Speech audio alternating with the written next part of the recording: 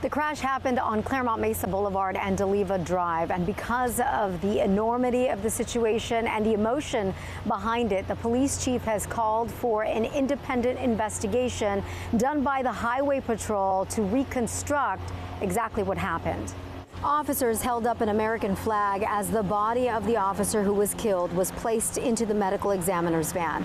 Shortly thereafter, dozens of motorcycle officers, patrol SUVs, and unmarked vehicles positioned themselves along Claremont Mesa Boulevard this morning as a display of honor, leading the way to the medical examiner's office.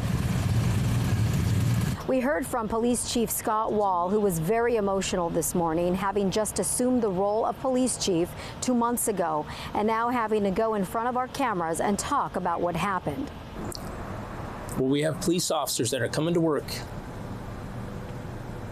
to make a difference, to help those in need, and they're putting their lives on the line for people that they don't even know.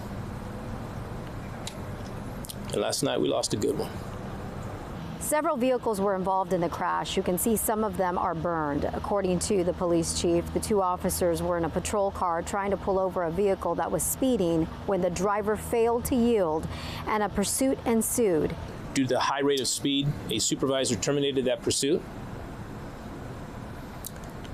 Two officers working together in one vehicle were responding to that fleeing suspect, and ultimately the suspect vehicle collided at a high rate of speed into the side of their vehicle. The officer who was driving was pronounced dead at the scene. The other officer was taken to the hospital in ICU in critical condition. As for the suspect, he was pronounced dead. In Claremont, I'm Elizabeth Alvarez. Back to you. Elizabeth starting us off, and as mentioned,